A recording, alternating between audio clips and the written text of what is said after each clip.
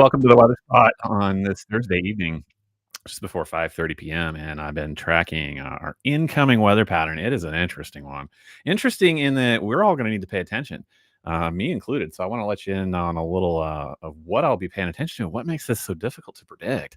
So I think the bottom lines are gonna be, um, overnight weather threats again. So, once again, making sure that we have ways to receive severe weather alerts, all the way from Sunday afternoon and evening, all the way into Tuesday. And I think we're dealing with all modes of severe weather being possible. I'm going to show you why that is, why I think that in just a second. Being a little bit difficult to predict, though. I'll show you why. And the final thing will be a risk for flooding again. Rain totals are taking an upward trend, and I expect even more on top of what I am about to show you here. So let's jump in. First of all, just a little bit about forecasting methods for those interested. There's two ways to do this. Some people start up at the top of the atmosphere and go all the way down to the surface. Some people start at the bottom, look all the way up. Both ways work. They're both good. I was taught the top-down method, where you start at the top of the atmosphere, work your way through the mid levels, all the way down to the surface, and understand the threats that are coming in that way. So that's the lens, at least, through which I do things, and that's what I'm doing. Although today I'm not going all the way up to the top of the atmosphere, I'm going up to what most people call the mid level. This would be the 500 millibar wind chart, and this is about 18,000 feet overhead, and this shows me the upper level wind pattern. It's just crucial for understanding weather patterns like what we are experiencing. So I'm going to pick up this upper level wind pattern headed into Sunday, when this begins to affect our area. So I've been talking about this trough. Here it is, coming across the Pacific Northwest, starts to dig in, starts to affect our area. You can see the upper level winds, these little blue barbs are telling us our upper level wind direction. It's not necessarily what we get at the surface, but that is what digs in. But look what happens. This is new since this morning. Been watching this afternoon.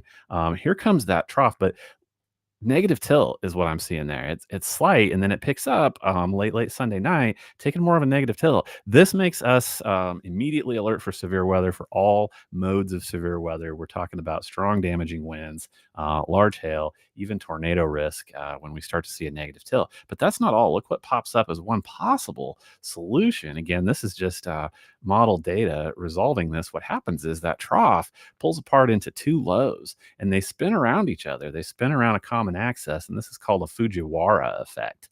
Go Google that if you want to. Fujiwara effect is a somewhat rare phenomenon, not exceedingly for this time of year, but it makes it difficult to predict because these two lows may do. I'm going backwards and forwards here as we work toward Monday, just showing you what may happen. They may rotate around each other.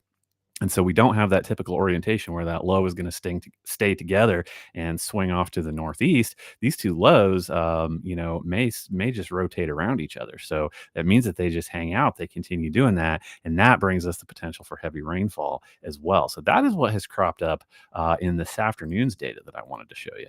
But let's go through the severe weather outlooks. There's not a significant change if you were with me this morning. Severe weather outlook for Sunday. This is going to turn into a 2 out of 5 risk level for a good chunk of Kansas here. So not too much into the east central Kansas counties yet, still significantly west, that being for Sunday. So we move toward Monday, that's going to slide over here to east central Kansas and pick up west central Missouri as well, again with the 2 out of 5 on the severe weather outlook scale. We get in toward Tuesday, and this is where all of Missouri is picked up again. 2 out of 5, same thing. Personally, I think that our two biggest chances are going to be Sunday, that Sunday night, and then Monday. I'm not so sure that Monday wouldn't be possibly our greatest chance of severe weather. Need to understand that. Let's hop over to model data and just see what that's looking like at the current moment. So again, starting at Sunday, if we just go all the way through this Sunday, I'm looking for thunderstorms to develop out in that area of central Kansas, possibly western Kansas, and start to work their way to the east. So this afternoon's model data, not too significantly different, I think, than what we were looking at this morning, with areas of strong cells possibly moving through toward Kansas City and definitely south, looking to go possibly down as south as Fort Scott, Eldo, swooping over towards Eldon on their way, definitely encompassing Columbia. So pretty big area. Looking at instability, I'm going to put up Cape again. This is what I still think happens. Was talking about this morning. Cape is strongest out here in Kansas. I'm still expecting things to dissipate, but these are still strong cells, guys. if they hang together. I mean, Cape up around 1,000, 1,300 here as this moves through. So I'm not sure that they will be severe level storms at this level. It's possible. It's possible, but they may break down and still be fairly strong. They may dissipate all the way out to just heavy rainfall as well. So we'll go back to reflectivity and keep playing this through. So we'll go over into Monday. Monday is concerning. Again, we're moving in 3-hour increments, so it's possibly moving past what would come up here into our area, for example. But definitely looking at stronger activity down south. But what the big concern is there is here we go again. Cape in this example, 2,600 joules, which is really strong. So any cells that do travel up here into our area are going to be having the potential for all modes of severe weather. Definitely strong, damaging winds, definitely large hail, and we cannot rule out a tornado threat as well. It just keeps going, just like the severe outlooks, right? I'm now over into late Monday night. Over into Tuesday. So again, we're going to keep an eye out, make sure we have ways to be woken up overnight with possible severe weather. Although I think, depending on what happens with that Monday system, a lot of the instability should release, and we eventually should just transition out to some heavy rainfall. So that will happen at some point. But again, talking about the Fujiwara with everything spinning around with those lows, it's just going to be really hard to say until we get much, much closer exactly what we might have when. But I am confident, though, and confident very much in these rain totals scooting up. So let me go ahead and show you what I think that's looking like right now. And here is some WPC data from today.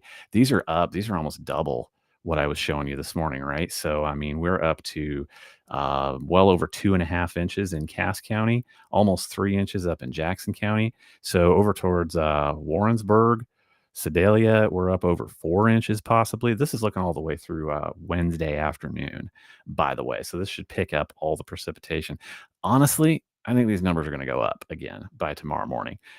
So getting back Bates County, we're going to expect three and a quarter as of right now, due to probably the amount of time that these systems are going to swing around and drop plenty of moisture that they're going to wrap in from the south and from the southwest. And so we'll check that again in the morning. Unfortunately, not surprised if these numbers will continue to scoot up. Neither will the WPC Weather Prediction Center be surprised. They have gone ahead and extended the slight risk area to include all of west central Missouri, going up now toward northern Missouri.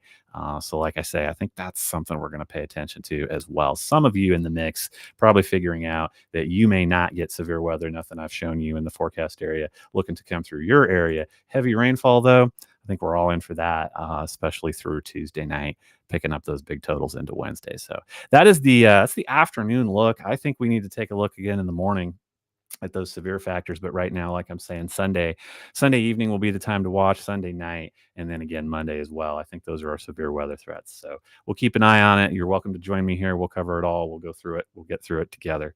Catch you later.